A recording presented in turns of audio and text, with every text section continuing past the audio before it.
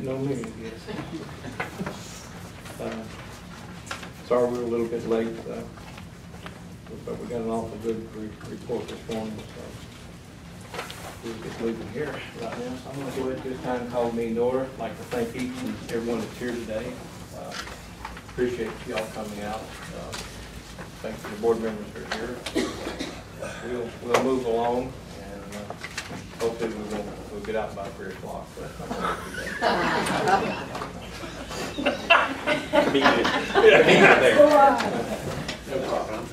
I'll make it. So I went to the restroom before I come in here. So. I would like to ask the board to consider one thing on the agenda that I would like to move. I'd like to move item 6 down to 10A. If there's not a problem with that being the board members. Okay. Not hearing anything there, we'll go ahead and accept that. So this time under public comment, I have Mr. Jerry Rice that wants to speak this morning. Jerry, please come forward. Thank you, Mr. Chairman, members of the board. You'll always be my hero, no matter if Smokey smokes you out or not. One big concern, always about services. At the Children's Collaborative yesterday in Buncombe County, I heard from a hospital report that they cannot get services in the community, either with Smokey or Western Highlands. It's not about one or the other, it's about the whole community. That repeated people coming in, children, and that is a concern. For years I've followed the hospital and the children, and that's been a big concern, is the capacity of services not being built in the community to handle them, and they're being sent back to the hospital. So that right there, I think, is a red flag that we need to do something.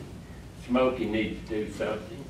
I ain't hearing anything, and I want something said publicly about it. If the hospitals ain't doing their job, or if there's a roadblock, we need to find out what that roadblock is and get it out of the road. Because kids that are cycled in and out of the hospital, the way that I see them, they're doping them up with medication. They're sending them to school. School's having problems. And this is a cycle that is repeated over and over and over. So I wish somebody in the powers to be would help talk about this problem and bring it to some kind of resolution quick. Because if we're going to move from 15 counties or so to 23 counties, and then we're shooting for 35 counties, we need to clean our mess up now instead of wait for 35 counties. I think our focus needs to be on people rather than our big, large corporations. Thank you. Thank you, Mr. Rice. But there are no provider comments on the individual assignments for that, so at this time, the approval of the agenda. So moved as amended. Second. Okay, got a motion second. Any other questions? All in favor, indicate by saying aye. Aye. Your next item will be the Consumer and Family Advisory Committee report. Ms. Nancy Baker. Good morning. Good morning. Well, our CPAC right now is kind of, our minds and figuring out what in the world we're going to do is just kind of going everywhere. We walked into a meeting with Mr. Vines a couple of weeks ago and found out that what we thought we had a year and a half to do, we got to do now in a month and a half. And it's just kind of mind-boggling to think about trying to bring 4 groups together, coming up with bylaws, figuring out about members, and trying to make sure that we all work together. Because, you know, like I said, we kind of started putting little bits and pieces together. We're going to do this, we're going to meet, we're going to try to figure out how everybody works. Well, that went out the window very quickly. It was a big surprise, and you know, then I talked to a few board members, and they don't quite know what I'm talking about. So, you know, it's just been kind of like, okay, are we all on the same playing field here? And because it was brought to our attention, you know, several weeks ago that we had a lot of work to do in a very short period of time. So we've been having combined meetings with Smokey.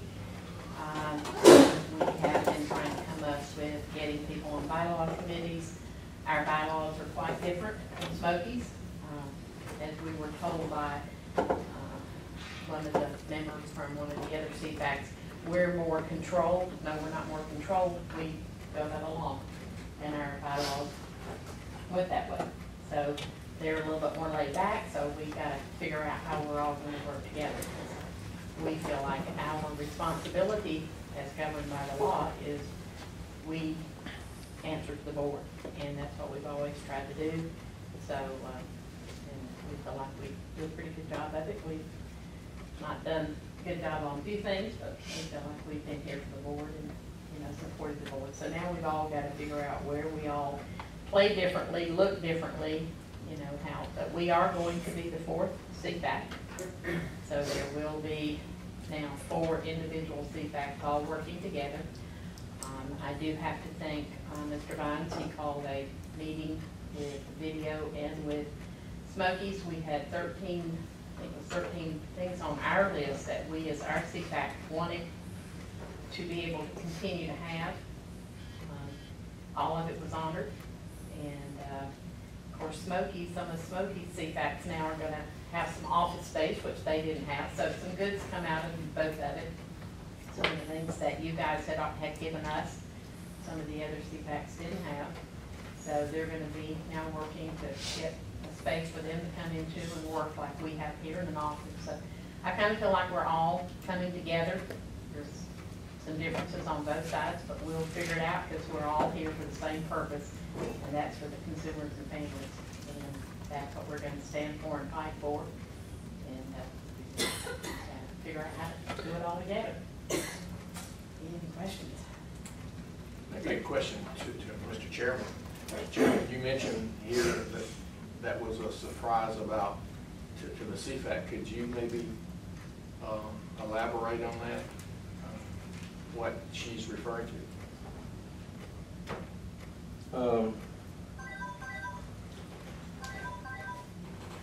It was, Is it the time frame? it's a The time time frame frame. that we thought that Western Highlands was going to stay here for be the board, and everything would be here until the end of next July or whatever it was. June 30th. Right, and at that point, we would have stayed an individual Western Highlands CFAC.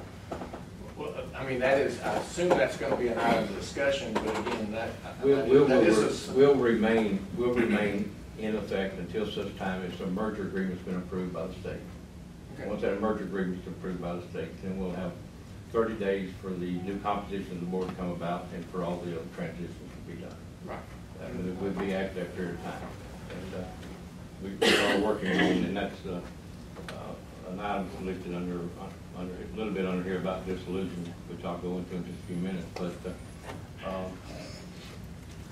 we're still going to be, from an active standpoint, it may be at a limited standpoint once we get some things settled down. We've got to approve the financials for end of June. We'll end up approving either a partial year financials when everything is closed out, or it will run its course through next year, depending on how many appeals we get on processing of any invoices or requests that come in at the end of September. We'll have 90 days for people to file, for providers to file. At the end of September, we'll have 180 days for hospitals, and if any appeals are in there, it could linger that all the way out till we actually have to pull together and stay together to be able to validate the audit from July through September. I'm sorry, yeah, that's right, July through September, and validate that audit at that time before we're totally dissolved as a board, or it will be up to the secretary if she wants to dissolve this board once the merger is signed off and agreed. I guess what I was just trying to, she had just made that comment about something, and I talked to our attorney, and he said that was going to be under discussion. So it is until the point that it is dissolved But our secretary makes a decision. makes a decision. To dissolve the board. The other question I would ask her is, Nancy, one of the things that we're talking about here is with the restructuring of the board, which that will have to be done at that time. Has there been any discussions about with CFAC, the CFAC and the Smoky CFAC, and I guess the four, of how that, who's going to make that determination as far as those three members? Because there's three members there that are going to come, and to me that's very important. And to be honest with you, I would be talking to this board today to say that I sure would like to see You better believe it, yes. at least one of those representatives of those three that comes from at least Western Highlands. Absolutely, and it's gonna be a struggle. I mean, you know, it's like, when this whole thing came down, there were three, and there were three CFACs on theirs and one on ours, you know, it wasn't, but now you're combining four, and this all comes together, it's like, I don't wanna be left out. I don't want Western Highlands CFAC, or the new name that we've got to come up with, because we won't be Western Highlands, we gotta figure that out. But yes, absolutely, we need to be represented on that board. Is any discussion about how that those would be, I guess that was the point I was just making. It has not been. It has not yet, as of yet. I called for an executive committee meeting of our CFAC to start talking about that, because also in the process of this, the membership is going to change drastically for our CFAC, because we had in our bylaws 21, because we were trying to do 3 from each county. Well, now that's going to be cut down to 14. So, you know, we've got to figure out now how we're going to do members for our CFAC, because the concern that the other 3 CFACs had, that they didn't want our CFAC to be bigger than their CFAC. Like, I don't care how big any CFAC is. We're all here for the same purpose. But it's really been a struggle back and forth trying to figure out, because we are large. And we have had a very hard working, and we've had new applications coming on. We've got one from Madison County. And as I told him in the joint meeting, there is no way I'm not going to look at that application to bring on from Madison County. We're still a Western Highlands CFAC, and we're going to move in that direction.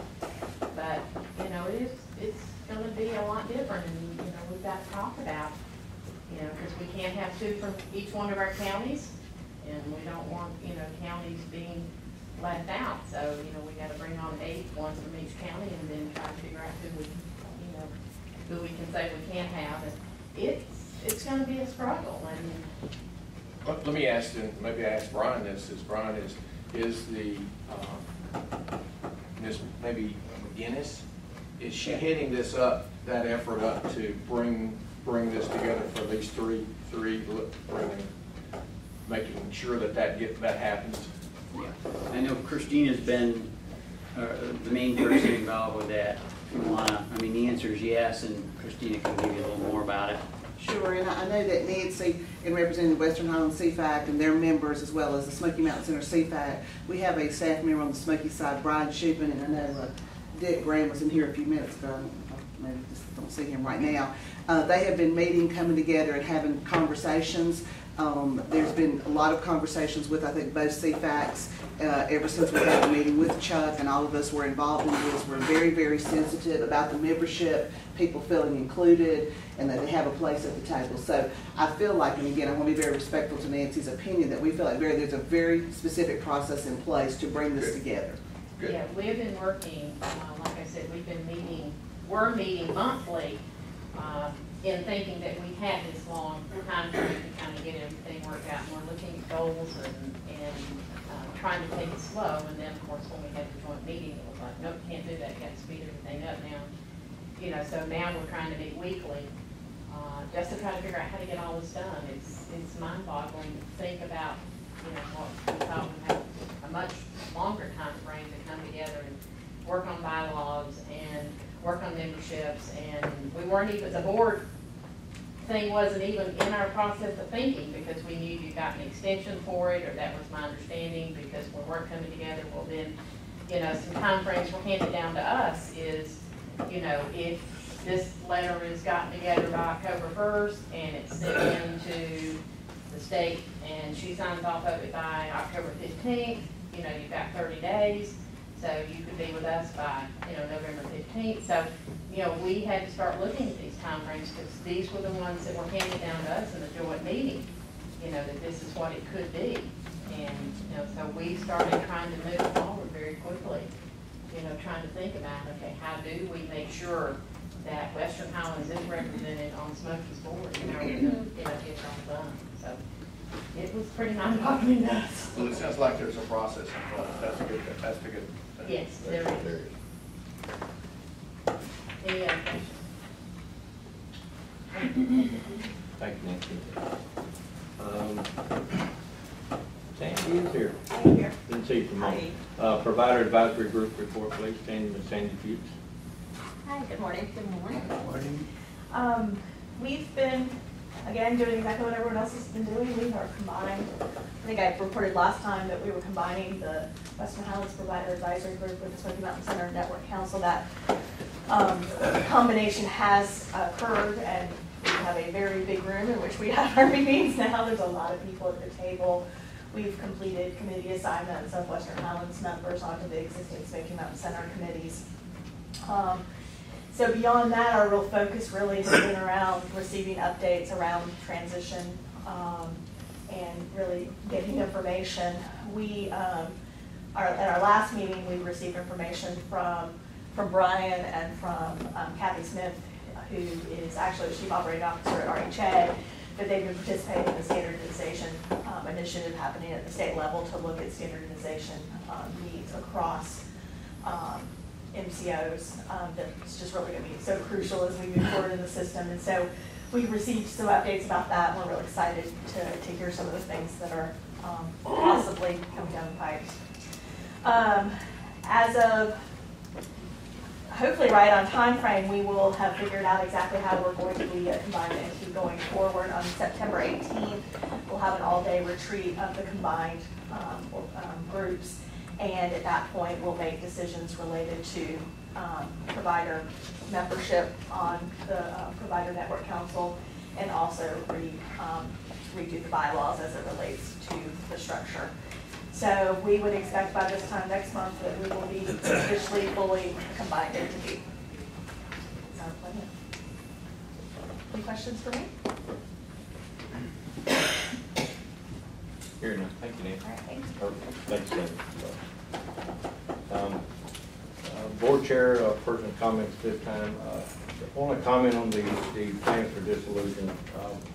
There's been some questions come up, a little email traffic that I had about that. And that process, is going to take effect, and it's going to evolve around the point from where we're at until we reach a point with the merger agreement to be able to do that. And at that time frame, then there will be a course that will have to be run on the dissolution of Western Highlands. But until that point gets here, and point to which the Secretary makes decisions as to how much longer we're going to be in, we still have to look at inventory of property and all this process as we go. We're working to try to get a merger plan together. It's going to take a little bit longer than once we got looking into it than we had anticipated. So October 1 date is the date that we're shooting for, but we don't know how long the approval process will take once we get to that point after that. And then the transition things between Smoky and the transition things from Western Highlands have been working together now, I guess, going on about 2.5, 3 months, and we've had several meetings about different things, including part of the process of selecting the members that are going to serve on the new board, even though that new board will not take effect until 30 days after the merger agreement's been signed, and everything has been worked out as to what position we're going to be in there, or April the 1st of 2014, whichever comes first. So we're working to expedite and try to get this process all done to keep them going through a completely new another fiscal year to get everything settled. As you all know, as of this month here, the last month we'll receive funding dollars from the state or the federal government, and then at the end of this month, then we'll be waiting on any documentation coming from the providers or the hospitals to settle up all the accounts. Until we get all the accounts and everything settled, and I still think we're going to have a so-called part in play as to where we go on stuff that's got to be validated from the Western Highlands standpoint to the governor, until the Secretary signs off on everything. And I think that is working. We're all working toward that. Rick French from from Smokey, their chair, is trying to keep everybody on task where we're at. And I've basically been part of that, along with the transition team members from Western Highlands, to do our part and make sure that we don't lose anything during the process, that we all work together to try to make it as smoothly as possible. My biggest thing is I want to make sure that the consumers are going to be taken care of through this whole process. I don't want to see any lapse in anything at that point, and continue to work with the providers. I think we have the staff now pretty well squared away as to what we're going to have, and that will be transferring all into Smokey in October. They'll be paying all the bills starting in October, so we'll be just closing out where we're at from the fiscal year to the end. At the end of June, once we close all the bills and we validate those and meet to sign off on those, and then we'll look at the first 3 months that we have in this fiscal year and the closeout of those. And that closeout could take as much as up to next June, depending on whether we have a whole lot of appeals or anything. So, but we're working to do that. See who else here this morning. Rhonda in here? Yes. She's hiding back. Oh, I see her back here, okay. Everyone's here but Dr. Stein and Don Herring. They were unable to be here. All right. Any questions at that point right now? Okay. Thank you. At this time, we're not 100% ready with what I'm about to do this morning, but we do have some members, our staff members, that are retiring, and this would be probably the right chance we would have an opportunity without coming back the latter part of the month to recognize them.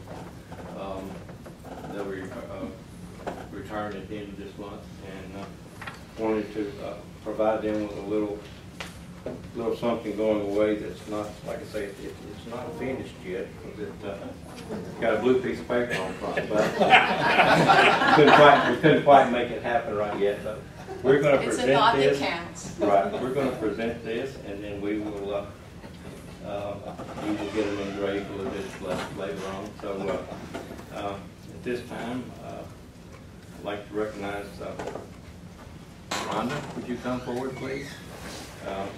And what this says is Outstanding Service Award to Western Highlands Network Board of Directors would like to extend its appreciation for your dedication and commitment to the consumers and the families we serve in our community. Rhonda McKee, 29 years, reported on your retirement.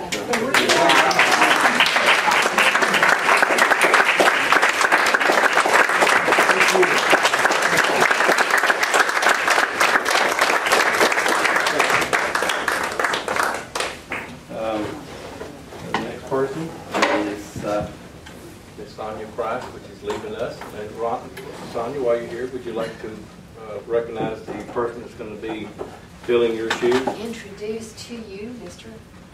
Tommy Duncan. Okay. Did I get that right? Tommy Thomas Tom.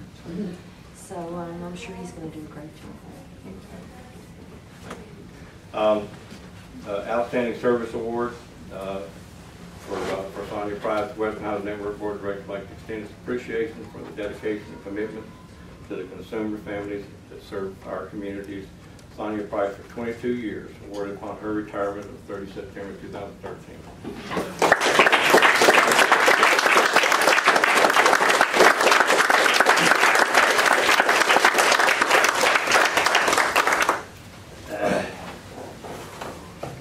That's got to be last. Yeah. Two other people who have one has already left us, or will be retiring very shortly also, is Dr. Lou Stein, which served Western Highlands for 13 years here. So he will also, we'll get this to him once we get it printed and finished up. And the other one, Don Herring, couldn't be with us this morning, and the same thing is an Outstanding Service Award upon his retirement as of 30 September 2013. So we'll get those to them immediately after we get them engraved. And the other one is Charlie. Where are you at? Oh, he's hiding in the back. Here's the ones we throw to the animals, to the sharks and the tigers and whatever else you want to call them. Several months back, this goes a little deeper than just him retiring from Western Highland. We put him into a position that we weren't sure the position that we were in at that time either, and he kept us together and kept us going and until we got started. He's been very instrumental in the transition period that we're working with between Western Highlands and Smoky, and I know he's well deserved. Hate to see him go. I do know he was offered a job, decided he might want just to go ahead and retire. And when I looked at the number of years down here, I can't sure I could blame him very much. But, Charlie, this is an outstanding service award. The Western Highlands Network Board of Directors would like to extend an appreciation for your dedication and commitment to consumer family and families we serve in our communities. Charlie Shanghai, 36 years. Wow. Award for your retirement of 30 September 2005.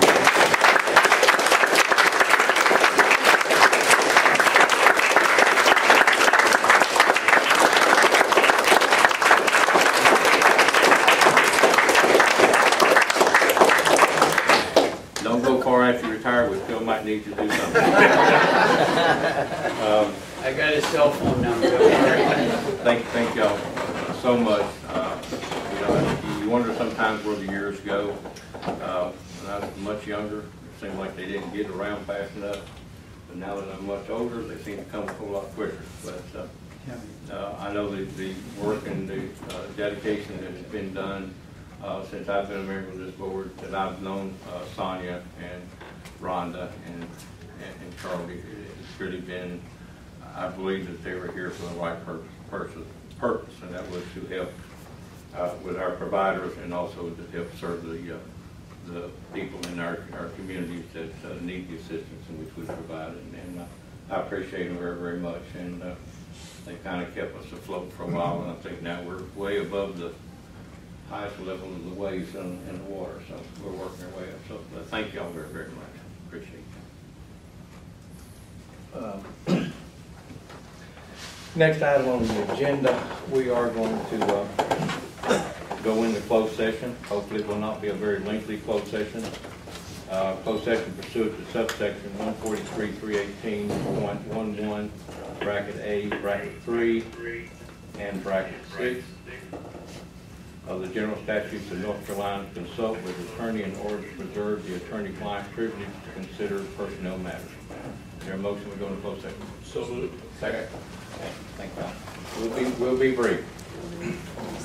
Do you want us to attend for this or? No, I really, Vic needs to be here. Brian needs to be here, and Sonia, if you'll say and take a minute, please.